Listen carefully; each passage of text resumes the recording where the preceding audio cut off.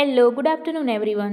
આજે આપણે આ વિડીયોમાં જોવાનું છે 2014માં સ્ટાફ નર્સ માટે જે ગુજરાતીનું પેપર લેવાયું હતું CHC સિવિલ એક્ઝામ માટે, એ ગુજરાતીનું પેપર આજે આપણે સોલ્વ કરવાનું છે. બરાબર. એમાં ફર્સ્ટ ક્વેશ્ચન છે, ઝવેરીલાલ મહેતાનું નામ કયા ક્ષેત્રે જાણીતું છે? તો એની અંદર આન્સર આવે છે આન્સર એ, ફોટો જર્નાલિસ્ટ. બરાબર. પછીનો ક્વેશ્ચન છે, સ્વામી વિવેકાનંદની સાથે શિકાગો ધર્મ પરિષદમાં જૈન ધર્મનું પ્રતિનિધિત્વ કોણે કર્યું હતું? તો એની અંદર આન્સર આવે છે વીરચંદ્ર રાવજી ગાંધી. આન્સર આવશે બી. ગુજરાતની કઈ નગરીનો સમાવેશ મોક્ષદાયીની નગરીમાં થાય છે? તો એની અંદર આન્સર આવે છે સી, દ્વારિકા. પછીનો ક્વેશ્ચન છે, બ્રહ્માજીનું મંદિર ગુજરાતમાં ક્યાં આવેલું છે? તો બ્રહ્માજીનું મંદિર ગુજરાતમાં આવેલું છે ખેડ બ્રહ્મામાં. બરાબર. આન્સર આવશે બી. ગુજરાતી ગદ્યનો આરંભ કોણે કર્યો હતો? તો ગુજરાતી ગદ્યનો આરંભ કર્યો હતો એ છે નર્મદ. ગુપ્ત યુગ સમયે ગુજરાતમાં કયા ધર્મનો પ્રચાર થયો? તો એની અંદર આન્સર આવે છે એ છે ડી, વૈષ્ણવ. લોથલ કયા જિલ્લામાં આવેલું છે? તો લોથલ એ આવેલું છે અમદાવાદમાં. આન્સર આવશે બી. કાશીનું મરણ તે સુરતનું. તો એની અંદર આન્સર આવે છે એ છે જમણ. ગાંધીજીએ જેની સ્થાપના કરી છે એવી યુનિવર્સિટી કઈ છે? તો એ યુનિવર્સિટી છે એ છે ગુજરાત વિદ્યાપીઠ. પારસીઓના પવિત્ર ધર્મ સ્થાપકને શું કહે છે? તો એને કહેવામાં આવે છે અગિયારી. તરણેતરના મેળાનું શું વિશેષતા છે? તો તરણેતરની મેળાની વિશેષતા છે એ છે ભરત ભરેલી છત્રીઓ.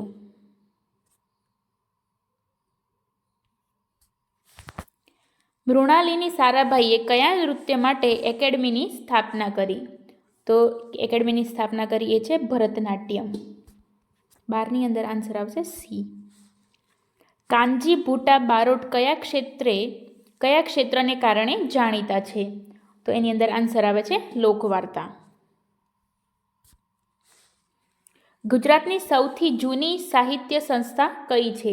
તો ગુજરાતની સૌથી જૂની સાહિત્ય સંસ્થા છે એ છે ગુજરાત વિદ્યાસભા. સૌરાષ્ટ્રની મધ્યમાં કયો ડુંગર આવેલો છે? તો સૌરાષ્ટ્રની મધ્યમાં આવેલો છે ચોટીલા. મહેસાણા અને સાબરકાંઠાને કઈ નદી અલગ કરે છે? તો મહેસાણા અને સાબરકાંઠાને અલગ કરતી નદી છે એ છે સાબરમતી. પ્રકૃતિ શિક્ષિકા માટેનું અભયારણ્ય ક્યાં આવેલું છે? તો એ આવેલું છે, એની અંદર આન્સર આવે છે એ, હિંગોલગઢ.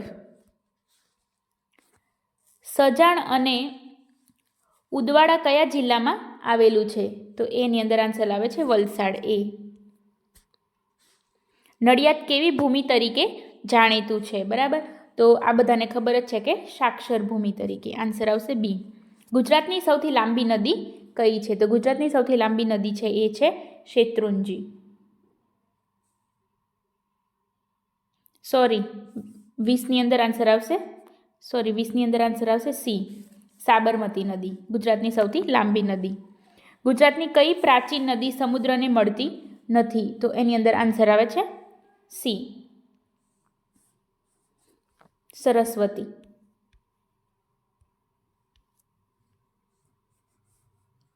પછીનો ક્વેશ્ચન છે, ગુજરાતનું એકમાત્ર હવા ખાવાનું સ્થળ કયું છે? તો એ છે સાપુતારા. પિરોટન કયા પ્રકારનો ટાપુ છે? તો એ કયા પ્રકારનો ટાપુ છે? એ છે પરવાળા. ગુજરાતનું હરિયાળું નગર કયું છે? તો ગુજરાતનું હરિયાળું નગર છે ગાંધીનગર, ગ્રીન સિટી. ગરમ પાણીના કુંડ ક્યાં આવેલા છે? તો ગરમ પાણીના કુંડ આવેલા છે એ છે લસુંદરા. ગુજરાતનું સૌથી મોટું રેલવે સ્ટેશન કયું છે? તો ગુજરાતનું સૌથી મોટું રેલવે સ્ટેશન છે એ છે કાલુપુર, જે અમદાવાદમાં આવેલું છે. એશિયાની સૌથી મોટી ડેરી કઈ છે? તો એશિયાની સૌથી મોટી ડેરી છે એ છે અમૂલ ડેરી. એશિયન સિંહ ગુજરાતના કયા જંગલોમાં જોવા મળે છે? તો એની અંદર આન્સર આવે છે બી, ગીરના જંગલોમાં. કયું લોકનૃત્ય ગુજરાતનું છે? તો ગુજરાતનું લોકનૃત્ય છે એ છે ગરબો. રંગ અવધૂતજીનો આશ્રમ ક્યાં આવેલો છે? તો એની અંદર આન્સર આવે છે બી, નારેશ્વર. અમિતાભ બચ્ચનને ગુજરાતમાં કયા સ્થળે માતૃશ્રાદ્ધ કરાવ્યું? તો એની અંદર આન્સર આવે છે સિદ્ધપુર, એ. પછીનો ક્વેશ્ચન છે, શ્રી કૃષ્ણે દેહ છોડ્યો તે સ્થળ? તો શ્રી કૃષ્ણે દેહ છોડ્યો તે સ્થળ છે બી, ભાલકા તીર્થ. ગુજરાતનું કયું નગર સુદામાપુરી તરીકે જાણીતું છે? તો સુદામાપુરી તરીકે જાણીતું છે એ છે પોરબંદર. પોરબંદર કયા મહાપુરુષને કારણે પ્રસિદ્ધ છે? તો જે પોરબંદર જે છે એ આપણે બધાને જ ખબર છે કે ગાંધીજીના લીધે વિશ્વ પ્રસિદ્ધ છે. પછી છે ગુડખર જંગલી ગધેડાનું અભયારણ્ય ક્યાં આવેલું છે? તો જે જંગલી ગધેડાનું અભયારણ્ય છે એ છે આવેલું છે કચ્છમાં. આન્સર આવશે એ. બાલાછડી સૈનિક સ્કૂલ ક્યાં આવેલી છે? તો જે બાલાછડી સૈનિક સ્કૂલ જે છે એ આવેલી છે જામનગરમાં. ભરૂચ પાસે નર્મદા નદી ઉપર કયો બ્રિજ આવેલો છે? તો ભરૂચ પાસે નર્મદા ઉપર જે બ્રિજ આવેલો છે એ છે ગોલ્ડન બ્રિજ.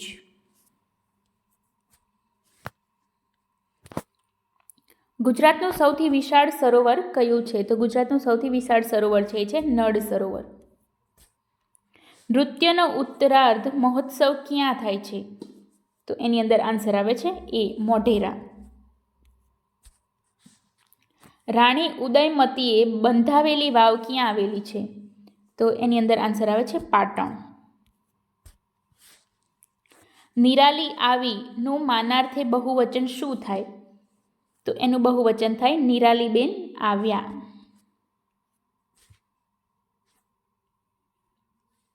તમને તો શરમ નથી, મને છે, આ વાક્યમાં કેટલા વિરામ ચિહ્નો આવે? તો આની અંદર આન્સર આવે છે એ છે 2.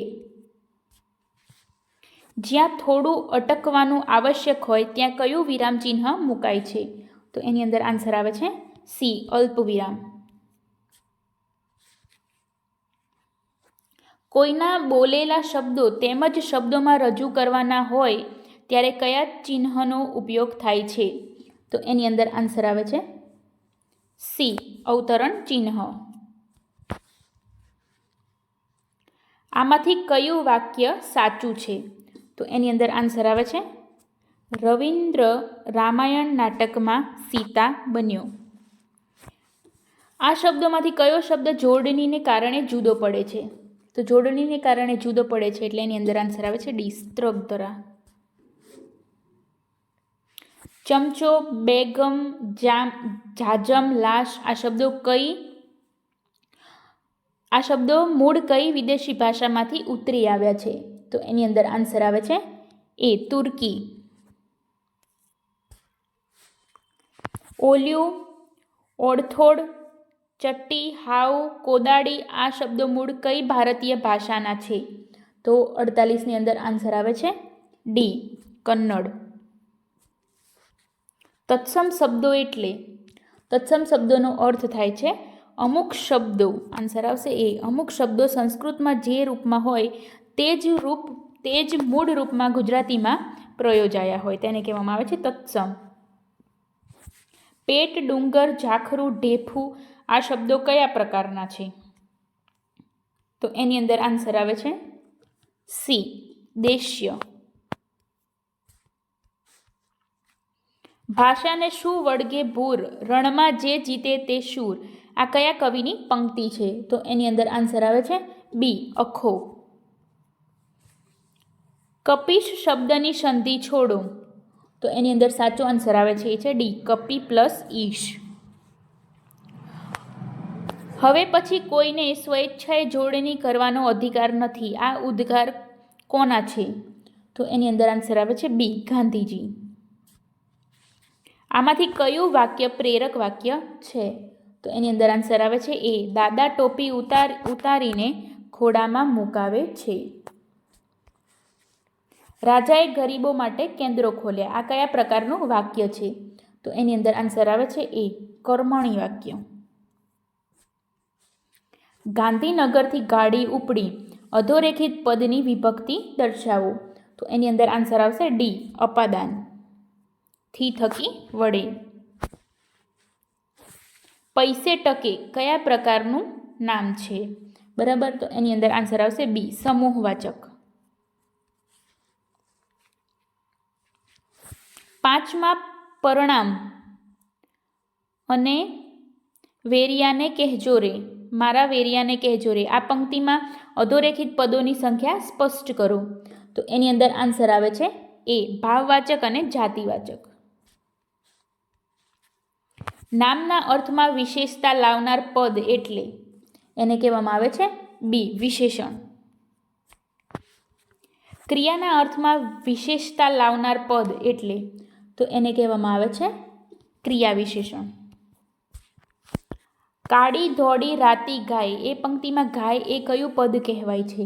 તો જે ગાય છે એને કહેવામાં આવે છે નામપદ. તને પુસ્તક ગમે છે માટે હું લાવ્યો છું. માં માટેનું શું કાર્ય છે? તો એની અંદર આન્સર આવે છે બી સંયોજક. આમાં પણ તમને કશું રોમાંચક ન લાગ્યું. નિપાત ઓળખાવો. તો એની અંદર આન્સર આવે છે સી પણ.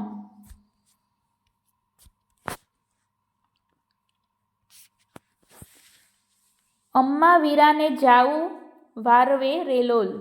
પંક્તિમાં ક્રિયાપ્રયોગી પદ કયું છે? તો એની અંદર આન્સર આવે છે સી ખમ્મા. ભાવ કે લાગણીને પ્રગટ કરતા અને વાક્યથી સ્વતંત્ર રીતે પ્રયોજાતા પદ એટલે એને કહેવામાં આવે છે ડી કેવળ પ્રયોગી. ગૂંથીલું વેગા કોને કહીશું? ગોપિયું વેડા કોને કહીશું? તો એની અંદર આન્સર આવે છે ડી સાંજનો સમય. ઘડિયાળના કાંટા ઉપર હાંફ્યા કરે સમય. પંક્તિમાં કયો અલંકાર છે? તો એની અંદર આન્સર આવે છે સી સજીવારોપણ અલંકાર. સાંભળી શિયાળ બોલ્યું દાખે દલપતરામ. પંક્તિ કયા છંદમાં છે? તો એની અંદર આન્સર આવે છે એ મનહર છંદ. ઉગ્ર સ્વભાવની સ્ત્રી શબ્દ સમૂહ માટે એક શબ્દ આપો. તો એની અંદર આન્સર આવે છે સી ચંડી. કરેલા ઉપકારને યાદ રાખનાર. તો કરેલા ઉપકારને યાદ રાખનાર એને કહેવામાં આવે છે કૃતશ. આન્સર આવશે એ. અને કૃતજ્ઞનો અર્થ થાય છે કરેલા ઉપકારને ભૂલી જનાર. પાકા ગળે કાંઠા ન ચડે. કહેવતનો અર્થ જણાવો. તો એની અંદર આન્સર આવે છે સી મોટી ઉંમરે નવી ટેવ ના પડે. મોઢું ફેરવી લેવું રૂઢિપ્રયોગનો અર્થ જણાવો. તો એની અંદર આન્સર આવે છે એ અણગમો વ્યક્ત કરવો. ગાંધીજીને કયું પદ પ્રિય હતું? તો ગાંધીજીને જે પદ પ્રિય હતું એ છે વૈષ્ણવજન તો તેને રે કહીએ. ગુજરાતી વિશ્વકોશની પ્રેરણા આપનાર કોણ હતા? તો એની અંદર આન્સર આવે છે બી પૂજ્ય મોટા. 6 અક્ષરનું નામ એ કોનો કાવ્ય સંગ્રહ છે? તો એની અંદર આન્સર આવે છે રમેશ પારેખ. હાલમાં જ જેમનું અવસાન થયું ને જેમને પદ્મશ્રીનું સન્માન મળ્યું એવા ગુજરાતી સાહિત્યકારનું નામ શું છે? તો એને જે સાહિત્યકાર છે એ છે ધીરુભાઈ ઠાકર.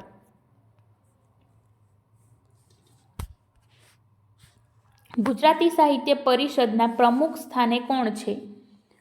તો પ્રમુખ સ્થાને જે છે એ છે ધીરુ પરીખ. આન્સર આવશે સી. મણિશંકર રત્નજી ભટ્ટ કયા ઉપનામથી ખંડકાવ્ય લખે છે? બરાબર, તો એની અંદર આન્સર આવે છે વાસુકી. કેવડિયાનો કાંટો અમને વનમાળામાં વાગ્યો જો. આ કાવ્ય પંક્તિ કયા સર્જકની છે? તો એની અંદર આવે છે આન્સર સી રાજેન્દ્ર શાહની. ગુજરાતી ગદ્યમાં લખાયેલ પહેલા નિબંધનું શીર્ષક જણાવો. તો એની અંદર આન્સર આવે છે બી મંડળી મળવાથી થતા લાભ. અગનપંખ એ કોની આત્મકથાનો ગુજરાતી અનુવાદ છે? તો એની અંદર આન્સર આવે છે સી, એપીજે અબ્દુલ કલામ. તું ગુજરાતી રાણીનો વકીલ છું. આ વાક્યમાં કયા ગુજરાતી સર્જકનું છે? તો એ જે છે એનું નામ છે દલપતરામ. ગુજરાતીમાં પ્રથમ આત્મકથા લખવાનું શ્રેય કોને ફાળે જાય છે? તો એની અંદર આન્સર આવે છે સી, નર્મદ. ગુજરાતી સાહિત્યના કયા સર્જકને નવલકથા લેખન માટે જ્ઞાનપીઠ એવોર્ડ મળ્યો છે? તો એની અંદર આન્સર આવે છે ડી, પન્નાલાલ પટેલ. આ 84 પછી એક પેજ જે છે એ ગાયબ છે, જે મળ્યું નથી, બરાબર. એટલે એમાં 6 કે 7 આપણા ક્વેશ્ચન જે છે એ સ્કીપ થઈ જાય છે. ડાયરેક્ટ છે 93 નંબરનો ક્વેશ્ચન.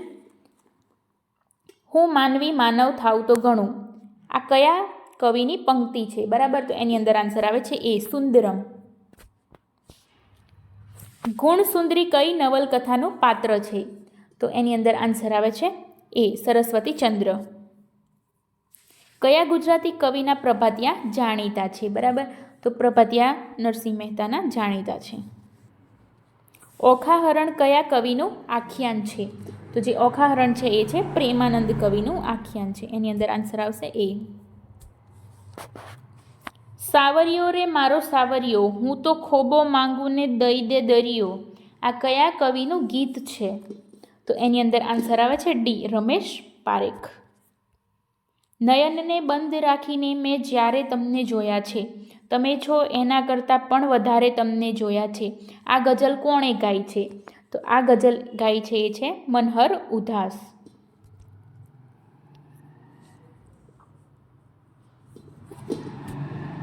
પછીનો ક્વેશ્ચન છે કયું જોડકું ખોટું છે? અહીંયા આપણને ખોટું છે એવું પૂછ્યું છે. તો એની અંદર આન્સર આવે છે ડી, વર્ષા અડાલજ અને વિવેચક. એટલે કે ધૂમકેતુ વાર્તાકાર શામળ, પદ્ય વાર્તાકાર સુરેશ જોશી, આધુનિક વાર્તાકાર. આ જે 3 જે છે એ આપેલા છે એ આ ખરા છે, જ્યારે વર્ષા અડાલજ અને વિવેચક આ ખોટું છે. એટલે આની અંદર આન્સર આવે છે ડી.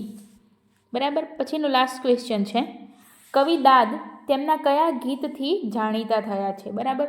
તો એની અંદર આન્સર આવે છે કાળજા કેરો કટકો મારો, હાથ વછૂટી ગયો. Answer B. આ જે ક્વેશ્ચન જે છે એ મોસ્ટ ઇમ્પોર્ટન્ટ છે. આગળની 3 એક્ઝામમાં પણ પૂછાયેલો છે. બરાબર. આ હતા આપણા 100 MCQ.